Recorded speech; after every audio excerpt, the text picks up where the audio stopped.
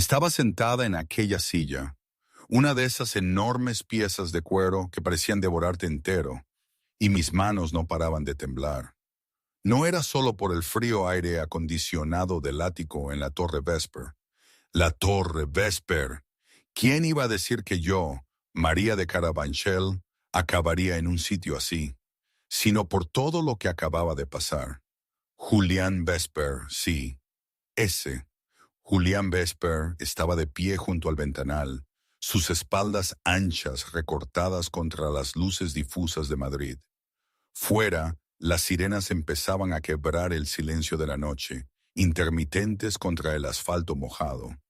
Era una danza macabra de luces y sonido que no encajaba con la quietud casi reverente de su estudio. Él se giró lentamente. La luz tenue proyectaba sombras alargadas sobre sus rasgos duros. Había algo en sus ojos, una intensidad que te taladraba el alma y no te dejaba esconder nada. Era un depredador, lo sabía, y yo supongo su presa, o al menos un estorbo, que no había sabido deshacerse a tiempo. ¿Cómo te llamas? Su voz era grave, apenas un susurro que, sin embargo, llenó el silencio de la habitación. María, logré balbucear, María Rostova. Rostova, eres rusa. Mis padres lo eran. Yo nací aquí, en Carabanchel. Me odié por el temblor en mi voz. Quería sonar fuerte, desafiante, pero el pánico era un nudo en mi garganta. Él simplemente me observaba, escudriñando, como si pudiera leer mis pensamientos más profundos. Esos ojos suyos, grises, tan oscuros que casi parecían negros en la penumbra. Se acercó a su escritorio, apoyándose en la madera de ébano con los brazos cruzados. Su esmoquín, el mismo que había llevado hace unas horas, estaba desabrochado, la camisa blanca ligeramente arrugada. Había estado en medio de una guerra o algo así. «Me salvaste la vida esta noche, María de Carabanchel», dijo, su tono plano sin emoción. ¿Por qué? Mis ojos se clavaron en mis manos, enrojecidas y agrietadas por horas de lavabazos. ¿Por qué? La pregunta parecía absurda ahora. Una hora atrás, o quizá dos, el tiempo era una masa informe de terror. Yo estaba detrás de la barra en el Obsidiana, aquel club de lujo en el barrio de Las Letras que olía a cuero caro, tabaco rancio y miedo. Ese olor a Julián Vesper, el supuesto rey de la ciudad, le era tan familiar como el aire que respiraba. Él lo había inhalado desde niño, un perfume de poder que se adhería a los trajes a medida de los hombres que movían los hilos de media España. Aquella noche, él estaba en su mesa de siempre, la número 4, en un rincón donde la luz era lo suficientemente tenue como para ocultar un arma, pero lo bastante clara para leer un contrato. A su lado, sus guardias, Lucas y Silvio, dos moles silenciosas. Darío, su consigliere, o eso creía él, vigilaba desde la barra, con una mirada de halcón que no se le escapaba un detalle. Yo era nueva, claro. Él lo notó, estoy segura. No se le escapaba nada. Mi cabello oscuro recogido en un moño tirante, destacando unos pómulos que la gente decía que me hacían parecer una rusa melancólica. Mi nombre en la etiqueta, María. Me movía con una fluidez nerviosa, como un ciervo recién nacido que intenta andar por un bosque de lobos. No levantaba la vista, no miraba a nadie a los ojos. Así te habían enseñado a sobrevivir en estos sitios, ser invisible. Otro, por favor, dijo Julián. Su voz era grave, autoritaria. Macallan 25, solo. Y un gin tonic, añadió Marco Torne, el tipo que estaba frente a Julián, con una sonrisa que parecía el parabrisas de un coche después de un accidente. Marco era, en teoría, un aliado de la facción de Valencia, pero en este mundo, aliado era solo un sinónimo de futuro enemigo. Marco le lanzó una mirada aceitosa que me revolvió el estómago. Asentí sin decir una palabra y me retiré a la barra. Mientras mezclaba el gin tonic y servía el whisky, mi mente viajó por un instante a mis clases de química en la Complutense, los días en que el laboratorio era mi santuario. Las pipetas, los tubos de ensayo, los olores de los reactivos, todo tan diferente a los vapores de alcohol y nicotina que ahora eran mi día a día. Soñaba con sintetizar nuevos compuestos, descubrir curas, y aquí estaba, sirviendo copas a gente como esta. Fue una vida que mi padre me prometió que no tendría que dejar, pero su enfermedad se llevó esa promesa por delante. Tuve que elegir una vida en la ciencia o mantener a mi hermana Natalia. La elección no fue tan difícil. Los bares de gánsteres, aunque parezca mentira, pagaban más que una beca de prácticas. Cuando volví con la bandeja redonda, había dos vasos, el pesado vaso de cristal con el whisky ámbar y la copa alta para el gin tonic de Marco. Puse la bebida de Marco primero.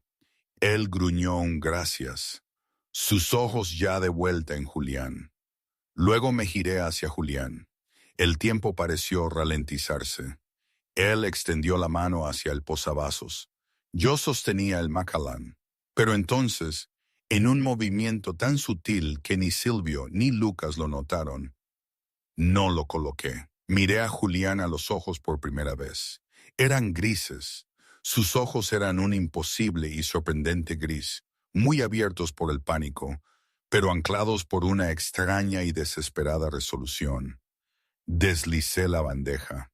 Con una mano rápida y temblorosa, tomé el Macallan, lo puse al otro lado de la bandeja y, en su lugar, dejé un vaso de agua con gas en su posavasos. Julián se quedó helado. Yo no pedí agua. Abrió la boca para regañarme, para exigir su whisky, pero yo negué con la cabeza, un movimiento casi imperceptible.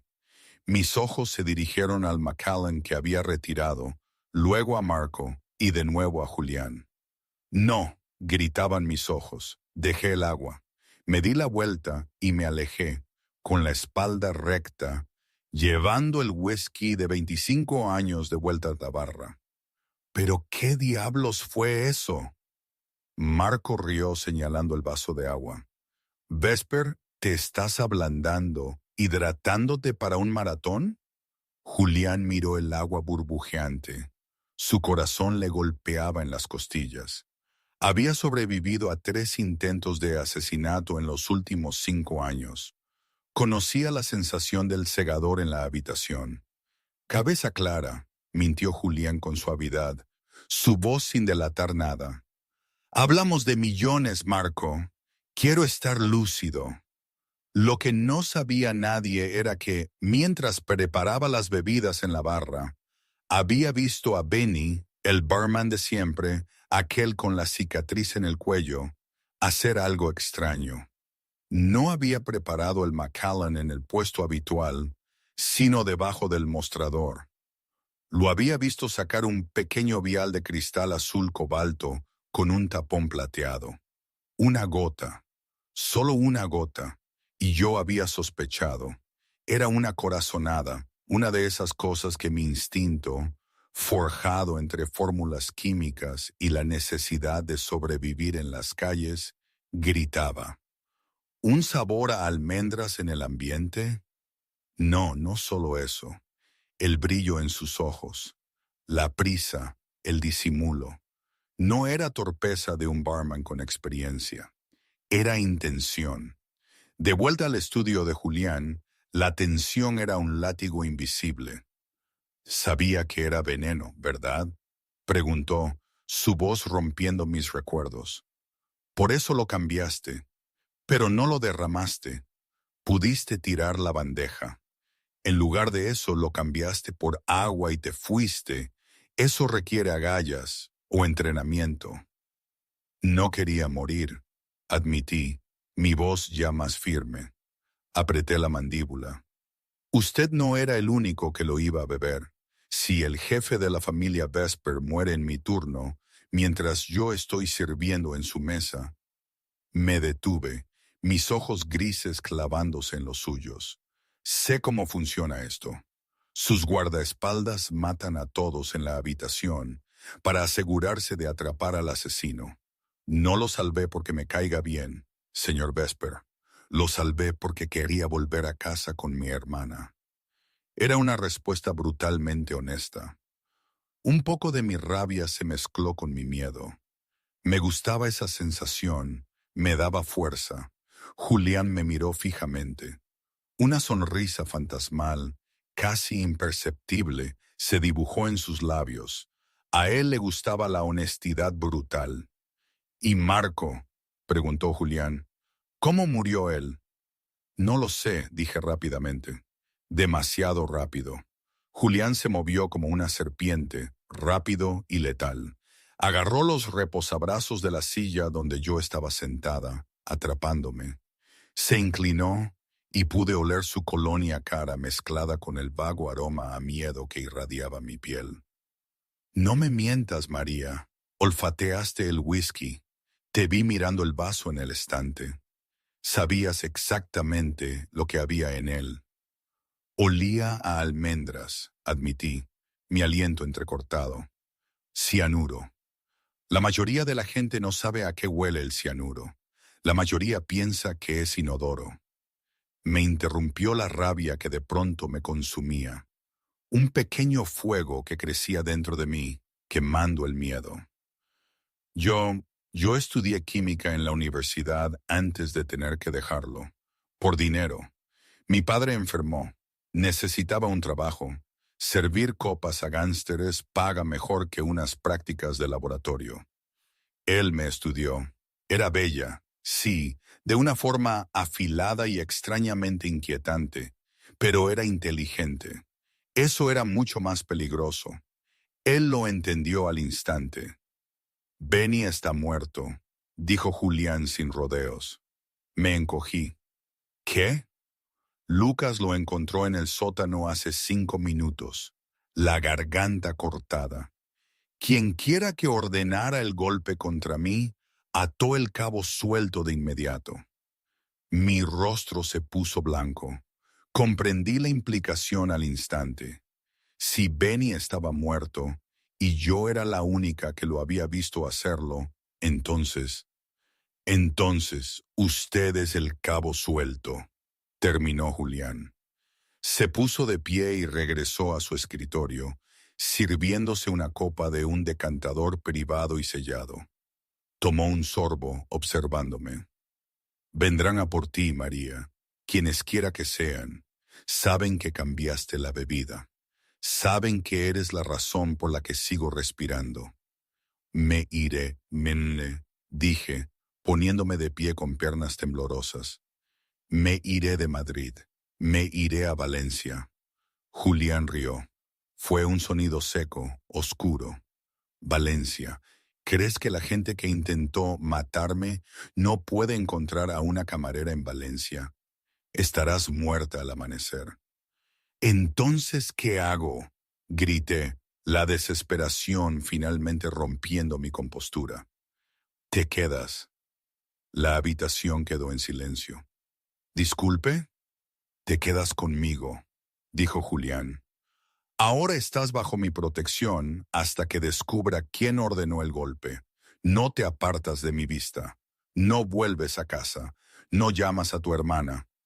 No puedo, simplemente. Puedes y lo harás.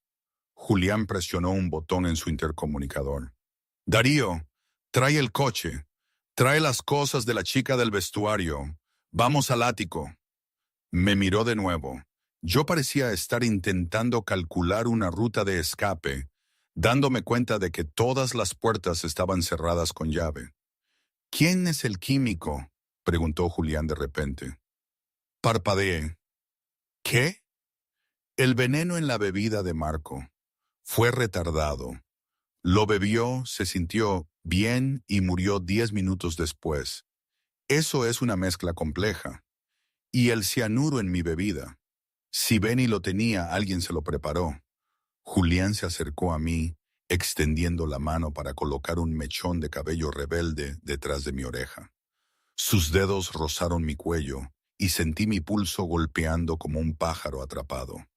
Tienes buen olfato, María. Me vas a ayudar a descubrir quién intentó matarme. Soy una camarera, insistí. Ya no, dijo Julián, su voz bajando a un susurro peligroso. Ahora eres mía. La puerta se abrió. Darío entró, con el rostro serio. Jefe, tenemos un problema. ¿Qué pasa? La policía no es la única afuera. Acabamos de ver exploradores de la familia Moretti en los tejados. El rostro de Julián se endureció, convirtiéndose en una máscara de piedra. Los Moretti, sus más acérrimos rivales. No esperaron la confirmación de mi muerte, gruñó Julián. Se están moviendo para tomar el territorio esta misma noche. Me agarró el brazo, no con brusquedad, pero tampoco con suavidad. Era posesivo. Quédate cerca de mí, ordenó. Si sueltas mi mano, mueres. ¿Entiendes? Miré su mano, luego su rostro. Vi la violencia allí, pero también el escudo. Asentí. Bien, dijo Julián, sacando una pistola plateada de su pistolera de hombro. Vamos. La cocina de la obsidiana era un laberinto de acero inoxidable y vapor.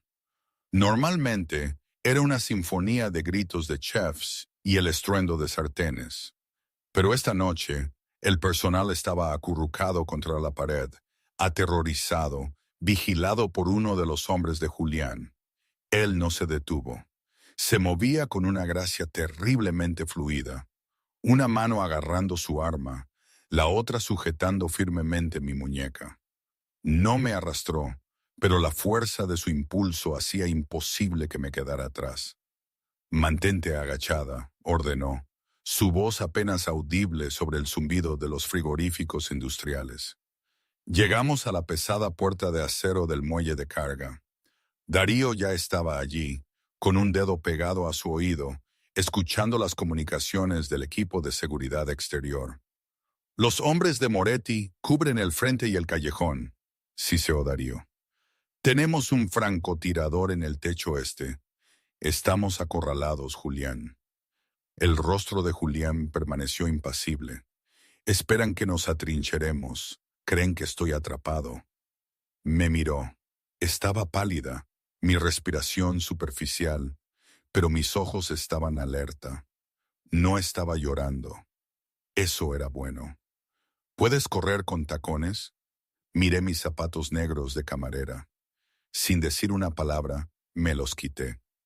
Sí. Juliana sintió un destello de aprobación en sus ojos oscuros.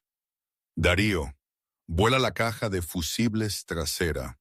Apaga las luces del callejón.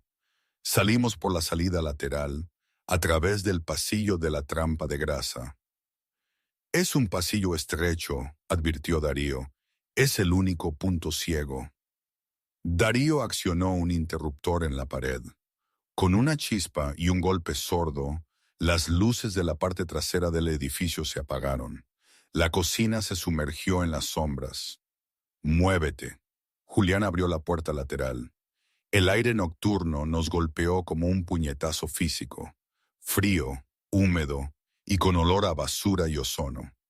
La lluvia caía ahora a cántaros, convirtiendo la mugre de Madrid en un resbaladizo espejo negro. Nos adentramos en el estrecho pasaje entre el club y el almacén adyacente. Apenas era lo suficientemente ancho para que dos hombres caminaran juntos. Mis pies descalzos chapoteaban en los charcos helados, pero no me quejé. Mantuve el ritmo con el diablo de traje. ¡Crack! Una bala astilló el ladrillo a centímetros de mi cabeza. Fragmentos de piedra salpicaron mi cabello. Jadeé, tropezando hacia atrás. ¡Abajo! Rugió Julián. Me empujó detrás de un contenedor de basura, su cuerpo cubriendo el mío al instante. Levantó su pistola y disparó 2 tiros en la oscuridad al final del callejón.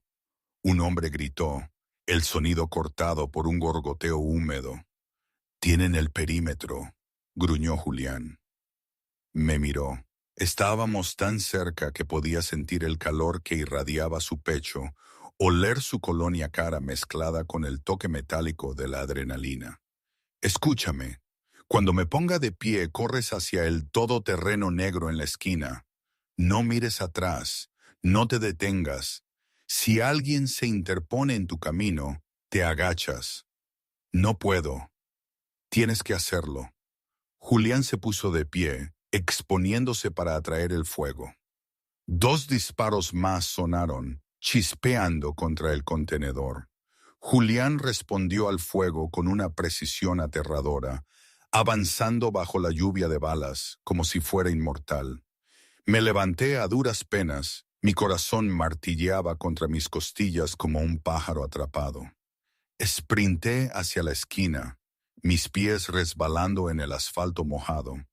Una figura emergió de las sombras a mi izquierda. Un hombre con una sudadera con capucha, levantando un cuchillo. Estaba demasiado cerca para que Julián disparara sin darme a mí. No pensé.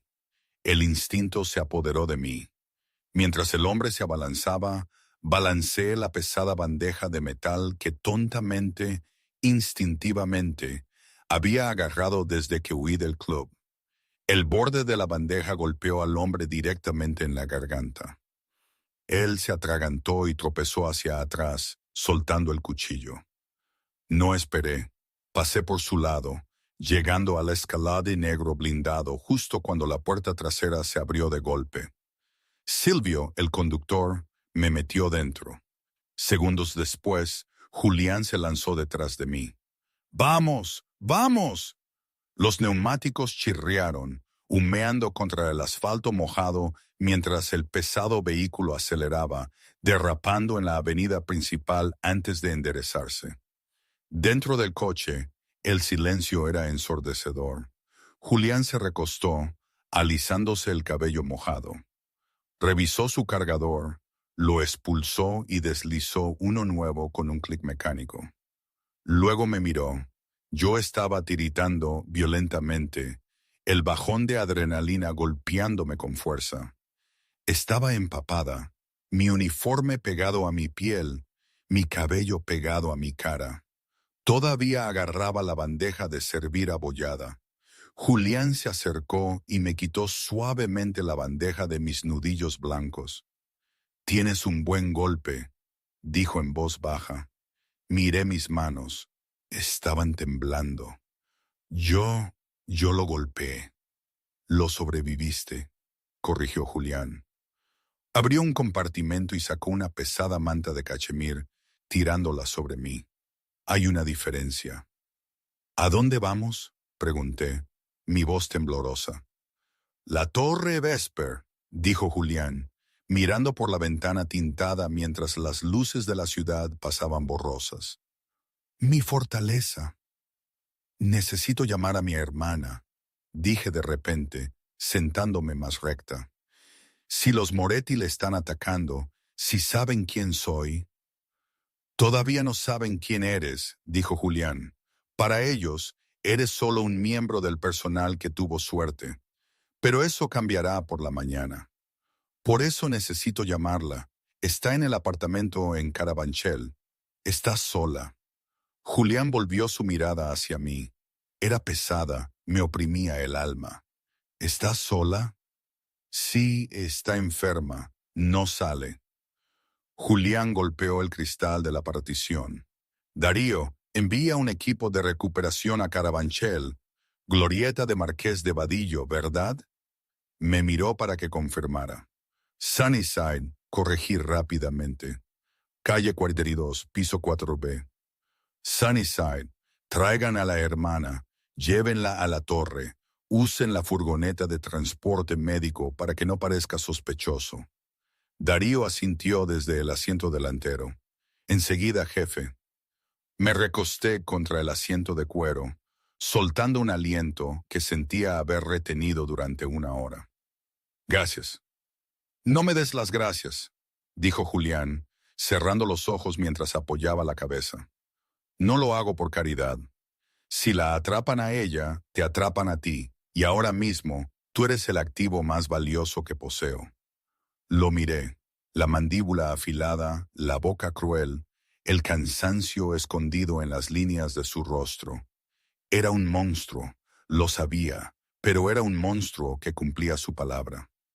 ¿Por qué? Susurré. ¿Por qué está muerto Marco Torne? Era su socio. Julián no abrió los ojos. En esta ciudad, María, la sociedad es solo una palabra educada para esperar tu turno para sostener el cuchillo. Marco se volvió codicioso. Sus ojos se abrieron de golpe, oscuros y fríos. Pero el veneno no estaba destinado a matarlo a él. Estaba destinado a hacerlo sufrir mientras yo moría. Era un mensaje. ¿De quién? Eso, dijo Julián, mirándome con una intensidad que me hizo temblar bajo el cachemir. Es lo que tú vas a decirme. La Torre Vesper se alzaba sobre el centro de Madrid como una aguja negra que perforaba el cielo.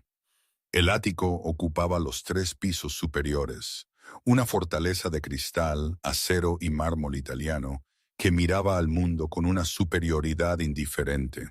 El ascensor se abría directamente a la sala de estar, un espacio más grande que todo mi edificio de apartamentos. Las paredes eran de cristal de suelo a techo, ofreciendo una vista panorámica de la ciudad azotada por la tormenta. Silvio, asegura el perímetro.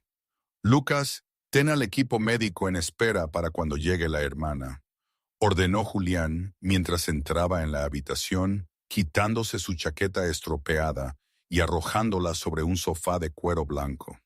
Se volvió hacia mí, que estaba de pie incómodamente junto al ascensor, goteando agua sobre el impecable suelo de mármol. Parecía pequeña, frágil y completamente fuera de lugar. La suite de invitados está al final del pasillo, la segunda puerta a la izquierda, dijo Julián. Hay ropa en el armario, probablemente demasiado grande, pero seca. Dúchate, cámbiate, luego ven al estudio. No soy su invitada, dije, abrazando más fuerte la manta. Soy su prisionera. Julián se detuvo, sirviéndose un vaso de agua esta vez. Tomó un largo sorbo y se giró para mirarme. Un prisionero no tiene elección. Tú tienes una elección, María. Puedes salir por ese ascensor ahora mismo. No te detendré. Miré los botones del ascensor. Pensé en el hombre del callejón con el cuchillo. Pensé en los sicarios de Moretti. Pensé en mi hermana Natalia, tosiendo en nuestro apartamento con corrientes de aire, indefensa. Eso no es una elección real, dije amargamente. Es el único tipo de elección que tienen los adultos, replicó Julián. Ve a arreglarte. Tenemos trabajo que hacer. 30 minutos más tarde, entré en el estudio.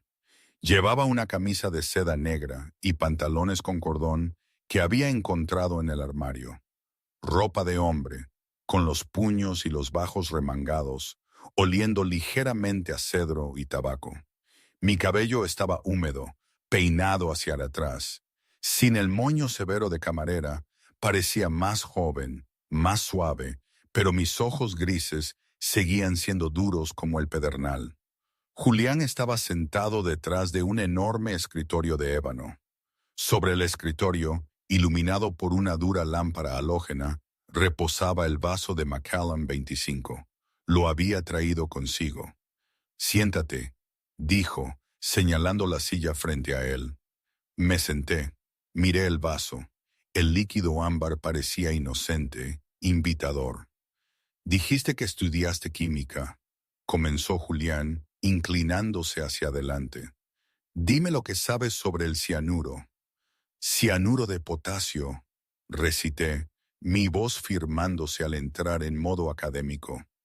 QCN, soluble en agua, interfiere con la respiración celular, impide que el cuerpo use oxígeno, huele a almendras amargas, pero solo para aproximadamente el 40% de la población que tiene el gen específico para detectarlo.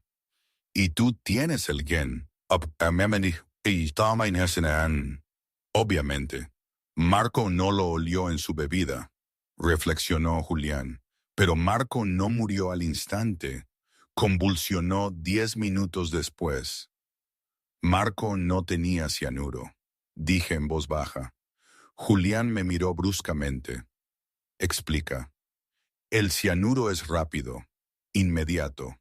Si Marco hubiera ingerido una dosis letal, habría caído antes de terminar su brindis. Pero no lo hizo. Caminó. Habló.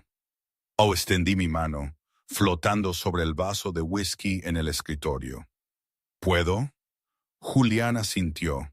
Con cuidado, agité el aire sobre el vaso hacia mi nariz.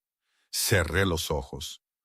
Almendras, pero algo más dulce, como fruta podrida. Abrí los ojos. La bebida que usted iba a tomar, el Macallan, estaba adulterada con una alta concentración de cianuro. Ese era el golpe de gracia. Muerte instantánea para usted. ¿Y Marco? Marco era el detonante, teorice. Lo que sea que bebió fue diseñado para incapacitarlo primero, para crear pánico, para que usted alcanzara su bebida en la confusión o para que los guardaespaldas se concentraran en él mientras el asesino escapaba. ¿Qué mata a un hombre en 10 minutos con síntomas de convulsión?, preguntó Julián. Órganos fosforados, no, demasiado sucio. Estricnina, quizás. Fruncí el ceño. ¿Se quejó de algo? ¿Calor? ¿Pérdida de visión? Se tocó el cuello, dijo que tenía calor. Dinitrofenol, susurré, o una variante modificada de succinilcolina. Causa parálisis muscular y sobrecalentamiento rápido.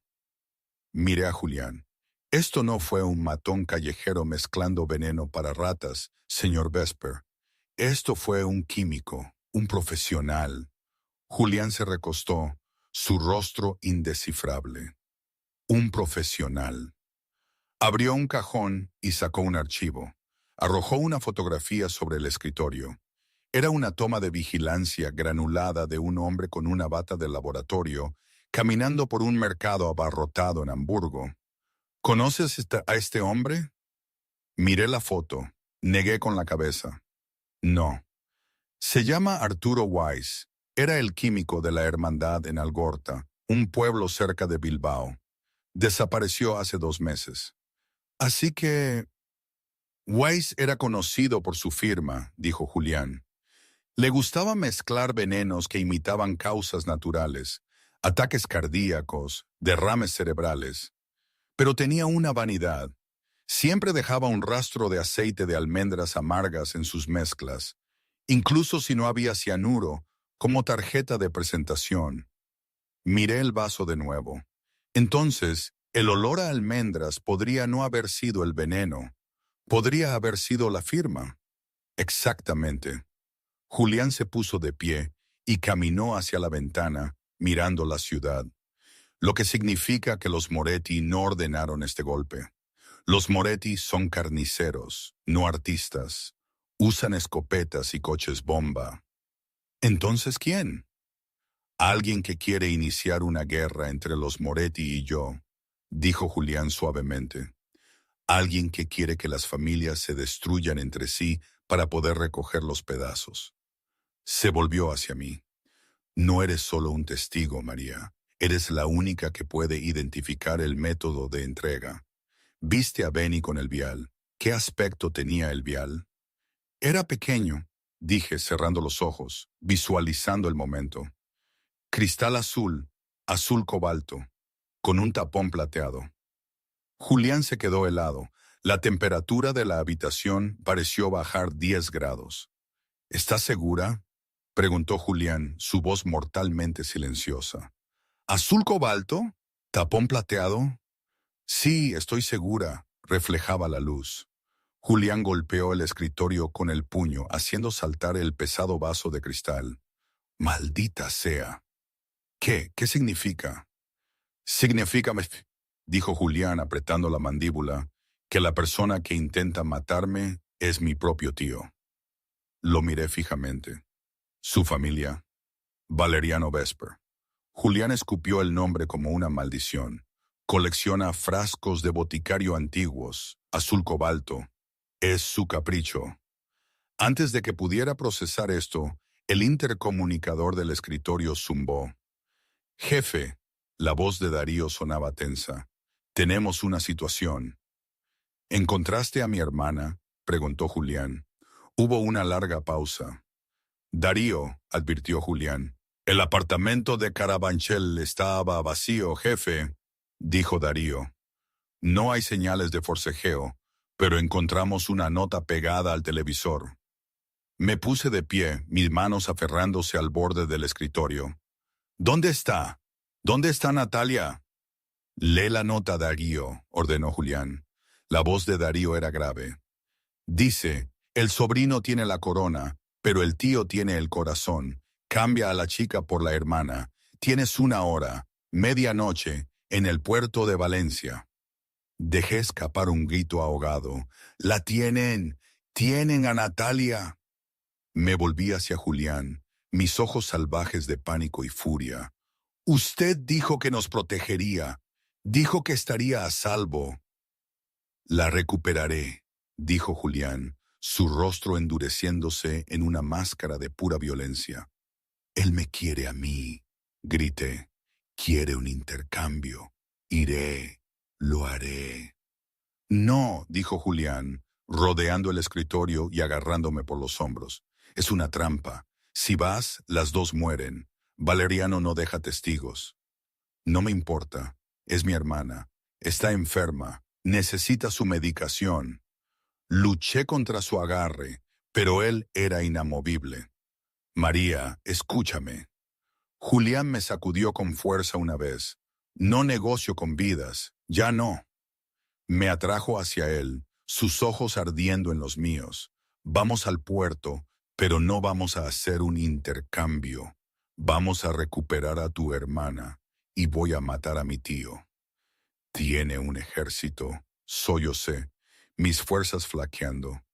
Yo también, dijo Julián, soltándome y presionando un botón en el teléfono de su escritorio. Prepara al equipo de asalto pesado, equipo táctico completo. Vamos a la guerra. Miró a María, que se secaba las lágrimas de la cara, sus ojos grises pasando del miedo a una fría determinación que igualaba la suya. ¿Sabes disparar?, preguntó Julián. Miré la pistola sobre el escritorio. Pensé en mi hermana. Pensé en el hombre del callejón al que había golpeado con la bandeja. Enséñeme cómo, dije. Pausa para la reflexión personal. Aquí tengo que parar un momento. A veces pienso en esto y me doy cuenta de lo absurdo que fue todo. Un rey, un señor del crimen de Madrid, se suponía que estaba muerto, y yo, una camarera de Carabanchel, fui quien lo salvó. ¿Y ahora qué? Ahora me estaba pidiendo que empuñara un arma y me uniera a su guerra familiar. En mi barrio, habríamos dicho que se le había ido la cabeza, que estaba completamente desquiciado. Pero aquí, en el mundo de Julián, todo parecía ser a vida o muerte, una gran partida de ajedrez donde las piezas eran personas reales y los movimientos se pagaban con sangre. Y yo, que solo quería volver a mis libros de química, de repente era una pieza más en ese tablero. ¿Cómo llegué hasta aquí? ¿Por qué esta loca situación se sentía extrañamente como el único camino a seguir? Todavía no tengo ni idea. En fin, volvamos a la historia. La armería de la Torre Vesper era menos un armario y más una bóveda. Las paredes estaban forradas de acero negro mate, conteniendo desde pistolas compactas hasta rifles de asalto de grado militar. El aire era seco, filtrado, y olía a aceite y metal frío. Yo estaba junto a un banco de trabajo. Mis manos temblaban ligeramente mientras sostenía la Glock 19 que Julián me había dado. Se sentía más pesada de lo que parecía, un ladrillo denso de muerte potencial. «Es demasiado pesada», susurré, mi voz apenas audible sobre el sonido de Lucas y Silvio cargando cargadores de fondo. «Es más ligera que un ataúd», dijo Julián, acercándose detrás de mí. No me tocó, pero su presencia era un peso físico contra mi espalda. Me rodeó con sus brazos, sus grandes manos cubriendo las mías, corrigiendo mi agarre. «Pulgares hacia adelante», instruyó, su voz baja y vibrando contra mi oído. «Si cruzas los pulgares de detrás de la corredera, te arrancará la piel de la mano cuando dispare. Agárrala alto. Sé parte de la máquina». Ajusté mi agarre. Las manos de Julián eran ásperas, callosas por años de violencia. Sin embargo, su toque era sorprendentemente preciso. Por una fracción de segundo, la aterradora realidad de la noche se desvaneció, reemplazada por la carga eléctrica de su cuerpo contra el mío. «Apúntale con tu ojo dominante», murmuró Julián. «No mires la pistola, mira al objetivo. La pistola es solo una extensión de tu voluntad. Si quieres que muera, la bala irá allí». «No quiero matar a nadie», dije. Mi voz temblaba. «Solo quiero a mi hermana». «Esta noche», dijo Julián, retrocediendo y girándome para que lo mirara, «esas dos cosas son lo mismo». Me miró a los ojos buscando el punto de quiebre. Vio miedo. Sí, pero debajo había el mismo acero que había visto cuando cambié la bebida. Era una superviviente. «Salimos en 5 minutos», anunció Julián a la habitación. «Darío, tú al frente. Silvio, tú vienes conmigo y María en el Mercedes blindado. Lucas, tú en la retaguardia con el equipo táctico. Valeriano tendrá hombres en las vigas. Quiero imágenes térmicas en los drones antes incluso de que pongamos un pie en ese almacén». «Entendido, jefe», dijo Darío, recargando el arma de una escopeta. Mientras el equipo salía, Julián agarró un chaleco de Kevlar del estante. Era delgado, ocultable. Me lo ofreció. «Ponte esto, debajo de la camisa». «¿Y usted?», pregunté. «Tengo uno», mintió. No lo tenía. No había tiempo para otro, y me había dado la última talla pequeña. Tomamos el ascensor privado hasta el garaje. El convoy nos esperaba. 3 todoterrenos negros y un elegante sedán blindado. La lluvia seguía golpeando la ciudad, un diluvio implacable que difuminaba las luces de neón en rayas de sangre y oro. Mientras el coche aceleraba por las calles vacías hacia el puente de Vallecas, el silencio se tensó. Yo miraba los limpiaparabrisas ir y venir. «¿Por qué su tío lo quiere muerto?», pregunté, rompiendo el silencio. «Es familia». Julián miró por la ventana, su perfil afilado contra las luces de las calles que pasaban. «Mi padre construyó este imperio. Valeriano ayudó, pero siempre fue el segundo hijo, el amargado. Cuando mi padre murió, Valeriano pensó que la corona pasaría a él. En cambio, mi padre me la dejó a mí en su testamento. Sabía que Valeriano era demasiado imprudente, demasiado cruel. Así que esperó. Esperó 10 años», dijo Julián con voz sombría. «Hizo el papel de tío leal. Sonrió en mis fiestas de cumpleaños. Me aconsejó en acuerdos de negocios. Todo el tiempo estaba construyendo su propia base de poder, esperando un momento de debilidad». Se volvió para mirarme. Esta noche se suponía que era ese momento. Envenenó mi bebida para matarme y envenenó a Marco para que pareciera un golpe fallido de una familia rival. Él habría intervenido como el tío afligido para vengarme y tomar el control. Pero yo lo arruiné, me di cuenta.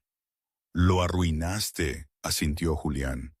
Un fantasma de sonrisa tocó sus labios. «Me salvaste y ahora tiene que hacerlo por las malas». El coche redujo la velocidad al acercarse al puerto de Valencia. El complejo industrial era un pueblo fantasma de almacenes de ladrillo, diques secos oxidados y grúas imponentes que parecían dinosaurios esqueléticos en la niebla. Edificio 77. La voz de Darío llegó por la radio. La térmica muestra firmas de calor en el segundo piso.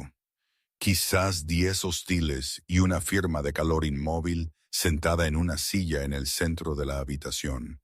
«Es Natalia», jadeé, inclinándome hacia adelante. «Cálmate», ordenó Julián. Revisó su arma. «No entramos por la puerta principal. Valeriano la tendrá manipulada». El convoy se detuvo a la sombra de un barco desmantelado. La lluvia era torrencial ahora, enmascarando el sonido de sus puertas al abrirse. Julián salió a la tormenta. Me miró. «Quédate detrás de mí. Si el tiroteo comienza, agáchate y muévete al punto de extracción. No intentes ser una heroína». Agarré la Glock en mi bolsillo. «No soy una heroína, Julián. Soy una hermana». Julián asintió. «Vamos». Se movieron entre las sombras, un equipo de espectros bajo el aguacero. Pasaron por alto la entrada principal del enorme almacén, rodeando hasta una oxidada puerta de mantenimiento en el lado sur. Lucas usó una lanza térmica silenciosa para derretir la cerradura. Siseó, brilló de color naranja y luego se abrió. Estaban dentro. El almacén era cavernoso, olía a hormigón húmedo y diésel viejo. En lo alto la lluvia golpeaba el techo de chapa ondulada, creando un ruido blanco ensordecedor. La planta baja era un laberinto de contenedores de envío. En el centro del espacio abierto, bajo un único foco colgante, había una silla de madera. Atada a ella había una joven. Su cabeza colgaba, su cabello oscuro ocultaba su rostro. «Natalia», grité, incapaz de contenerme. La figura en la silla levantó la cabeza de golpe. Era ella. Su rostro estaba magullado, sus ojos muy abiertos por el terror. «¡María, corre!», Natalia gritó, su voz apenas un clic. De repente, un enorme foco se encendió desde las pasarelas de arriba, cegando a Julián y a su equipo. «Bienvenidos a la reunión familiar». Una voz retumbó desde la oscuridad de los puentes grúas superiores. Julián no se inmutó. Levantó la mano, indicando a su equipo que contuviera el fuego. «Muéstrate, Valeriano». Un hombre se acercó a la barandilla de la pasarela. Era mayor que Julián. Vestía un impecable traje gris que parecía impoluto por la mugre del almacén. Sostenía un bastón, aunque no lo necesitaba. Era un arma, no un apoyo. «Julián», Valeriano Vesper sonrió. «Tienes un aspecto terrible. No te gustó el whisky, ¿verdad? Yo prefiero el agua estos días». «Valeriano», le gritó Julián. «Suelta a la chica. Es una civil. Esto es entre nosotros». «Oh, pero ya no es una civil», rió Valeriano. Me señaló, que entrecerraba los ojos contra las luces. «Es el pequeño ratón que rompió la trampa. De hecho, estoy bastante impresionado. ¿Una camarera en serio, Julián? Estás bajando de nivel». «Suéltala», repitió Julián, su voz bajando una octava, volviéndose algo primario. «No lo creo», suspiró Valeriano. «Verás, necesito que sufras, sobrino. Necesito que sepas lo que se siente al perderlo todo antes de morir». Valeriano levantó una mano. De las sombras de los contenedores en la planta baja surgieron una docena de hombres, con las armas en alto. Habían rodeado al equipo de Julián. «Suelten las armas», ordenó Valeriano, «o la hermana será la primera en caer». Uno de los hombres de Valeriano se acercó a Natalia, apretando el cañón de una escopeta contra su sien. Natalia sollozó, cerrando los ojos con fuerza. Julián permaneció inmóvil. Calculó las probabilidades. Darío y Lucas podrían abatir a 4, quizás a 4, pero Natalia estaría muerta antes de que apretaran los gatillos. «Hazlo, Julián», se burló Valeriano. «Muéstrales al gran rey Vesper rindiéndose». Julián se agachó lentamente y colocó su pistola en el suelo de hormigón. «Bajen las armas», ordenó a sus hombres. Darío y Silvio dudaron, pero obedecieron la orden. Sonidos de traqueteo resonaron mientras las armas caían al suelo. «Bien», sonrió Valeriano. «Ahora traigan a la camarera aquí. Quiero ver a la chica que me superó en astucia». 2 guardias me agarraron. Me resistí, pero me arrastraron al círculo central de luz, tirándome junto a la silla de Natalia. «María», lloró Natalia. «Lo siento». «Está bien», susurré, agarrando las manos atadas de mi hermana. «Él nos va a sacar de aquí». «Él», rió Valeriano, bajando las escaleras metálicas hacia nosotras. «Él es un cadáver andante, y tú, querida, eres solo el adorno». Valeriano llegó a la planta baja, sacó un vial azul cobalto de su bolsillo, del mismo tipo que yo había descrito. Lo hizo girar entre sus dedos. «Ya que sabes tanto de química, María», dijo Valeriano, acercándose a Julián, «quizás puedas decirme qué sucede cuando mezclas fulminato de mercurio con un detonante cinético». Mis ojos se abrieron de golpe. «Explota al impactar». «Exactamente». Valeriano sonrió. Miró a Julián. «Te voy a matar, Julián, pero primero voy a hacerte ver cómo sangro a estas 2 chicas hasta la muerte». Valeriano sacó una pistola de su chaqueta, una Desert Eagle bañada en oro. Apuntó hacia mí. «¡No!», rugió Julián. Se movió. No por su arma. Estaba demasiado lejos. Se movió hacia Valeriano. En el mismo instante, las puertas del almacén se abrieron de golpe. La explosión no fue una bomba. Fue un camión. Darío había mantenido un activo en reserva. El vehículo de extracción de apoyo, un Humvee reforzado de alta resistencia, se estrelló contra las puertas de chapa ondulada a 100 kilómetros por hora. Arrasó con la pila de cajas detrás de los hombres de Valeriano, enviando fragmentos de madera y metal volando como misiles. Estalló el caos. «¡Mátenlos!», gritó Valeriano, disparando salvajemente a Julián. Julián tacleó a Valeriano, estampando al hombre mayor contra el hormigón. La pistola dorada resbaló. «¡Cúbrete!», gritó Julián. Esta vez no me quedé helada. Agarré la silla de Natalia y la arrastré hacia atrás, detrás de un pesado pilar de acero, justo cuando las balas empezaban a masticar el suelo donde habíamos estado sentadas. El almacén se convirtió en una zona de guerra. Los hombres de Julián, aprovechando la distracción, se lanzaron a por sus armas.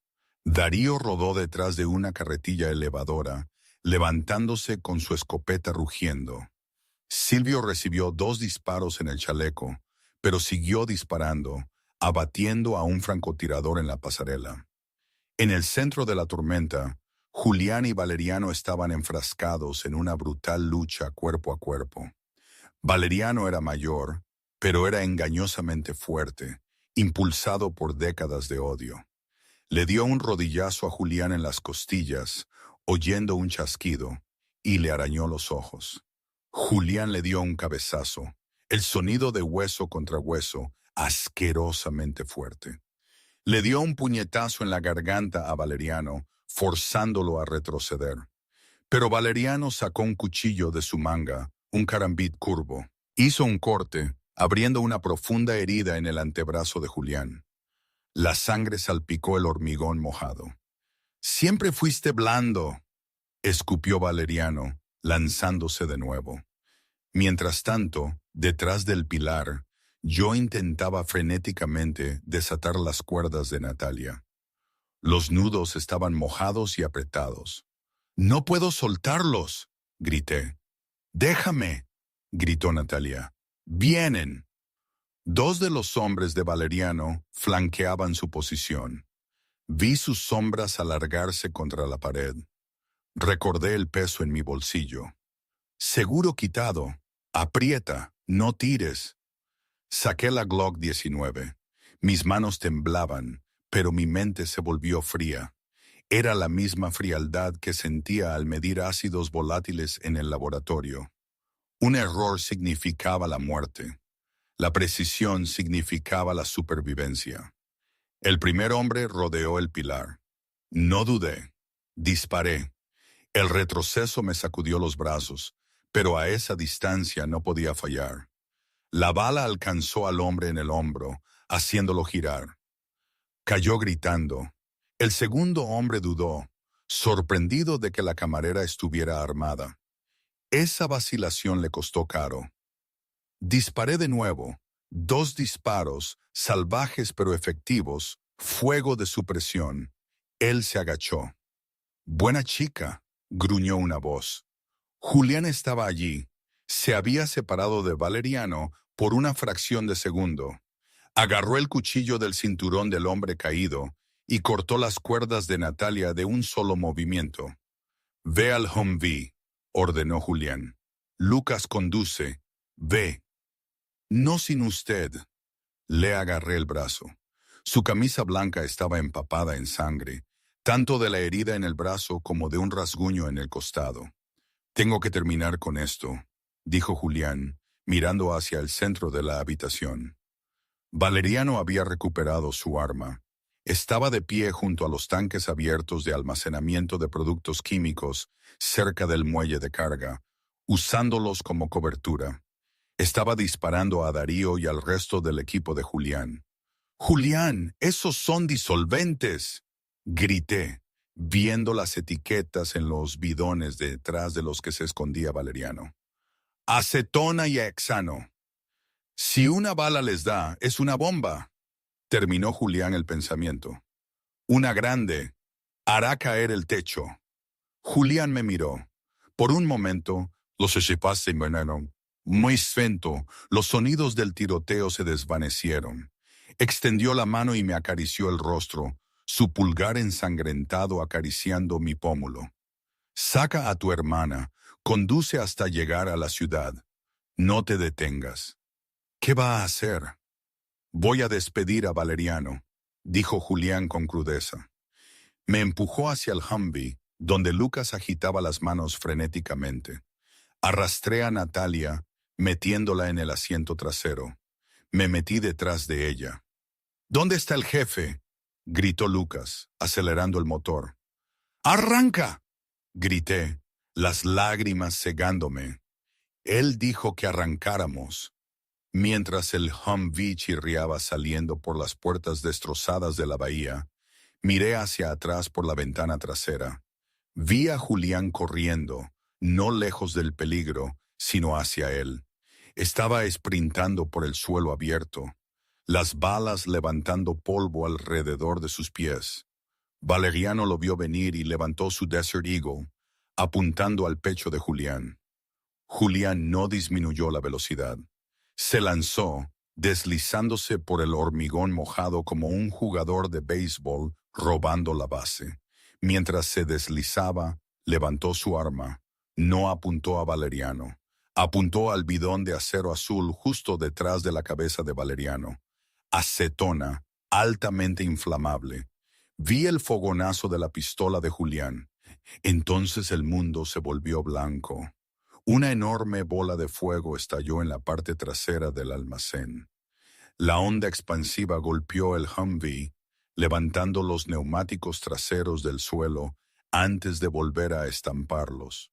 El techo del almacén se derrumbó hacia adentro, un esqueleto gimiente de metal consumido por un infierno. «¡No!», grité arañando la ventana. «¡Julián!». El almacén había desaparecido, enterrado bajo toneladas de acero y hormigón en llamas. Lucas frenó en seco, mirando el espejo retrovisor con horror. «Jefe». La lluvia siseaba al golpear el fuego, creando un muro de vapor. No había movimiento, ninguna figura emergiendo de las llamas. «Se ha ido», susurró Natalia, abrazándome fuerte. «María, se ha ido». Miré el fuego, el hombre que me había secuestrado, amenazado y luego salvado, el rey de la ciudad. Había provocado la explosión sabiendo que estaba dentro del radio de la explosión. Había cambiado su vida por la nuestra. Conduce, dije, mi voz hueca, desprovista de alma. Pero, empezó Lucas. Conduce, grité, rompiendo el silencio. Que no muera en vano. El Humvee aceleró hacia la noche, dejando atrás el pilar ardiente de la dinastía Vesper bajo la lluvia. 3 meses después, la lluvia en Carabanchel se sentía eterna. Yo estaba ante la lápida de mármol negro pulido, el agua fría mezclándose con las lágrimas de mi rostro. Julian Vesper, 1989-2024. No había cuerpo debajo de la piedra, solo cenizas y metal retorcido recuperado de la explosión del almacén. El informe policial había sido definitivo. Sin supervivientes, Julián había provocado la explosión para salvarme, intercambiando su vida por la mía en un instante de fuego. Es hora, María, dijo Lucas suavemente detrás de mí, sosteniendo un paraguas negro. Había cambiado su equipo táctico por un uniforme de chofer. El jet nos espera. Darío ha asegurado la villa en la Costa Brava. Es lo que él quería. Toqué el mármol frío por última vez. Murió salvándome, Lucas. Y nunca pude decirle que no bebí el agua porque tuviera sed. La bebí porque confiaba en él. Vamos, señorita Rostova, dijo Lucas con suavidad. Costa Brava, España. La villa era una obra maestra de terracota y enredaderas, encaramada en un acantilado con vistas al profundo mar azul. Era una jaula de oro, pero una segura. Natalia se recuperaba bien, asistiendo a una escuela de arte en Barcelona, bajo la atenta mirada de los guardias que Darío había contratado. Pero yo me sentía como un fantasma en aquella casa enorme.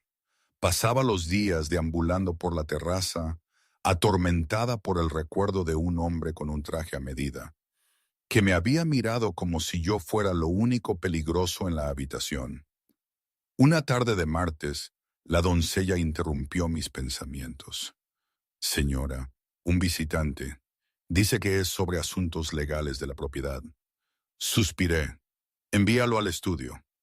Entré en el interior fresco y sombrío de la villa. El estudio olía a cuero viejo y cedro, un aroma que me recordaba dolorosamente la oficina de la obsidiana. El visitante estaba de pie junto a la ventana, de espaldas a mí, observando cómo se gestaba una tormenta sobre el mar. Llevaba un traje de carbón que le sentaba perfectamente. Firmé las escrituras de traspaso la semana pasada. Dije con cansancio. Pensé que habíamos terminado. Los trámites nunca terminan, María. Siempre hay un contrato más. Dejé de respirar. La voz era más áspera, más profunda, pero la conocía hasta la médula. El hombre se giró. Una cicatriz irregular y en proceso de curación le recorría desde la sien hasta la línea del cabello, y parecía más delgado, más duro, pero los ojos oscuros y depredadores eran inconfundibles. Agarré el pesado escritorio de roble para no caerme. Está muerto, susurré. Vi el fuego, vi el informe.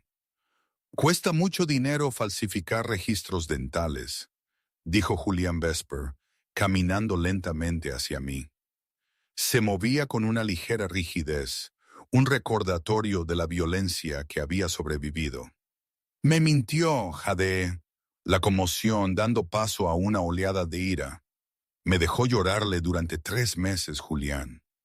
Tuve que hacerlo, dijo, deteniéndose a centímetros de mí. Si el mundo supiera que sobreviví, los aliados de Valeriano habrían venido a por ti para llegar a mí.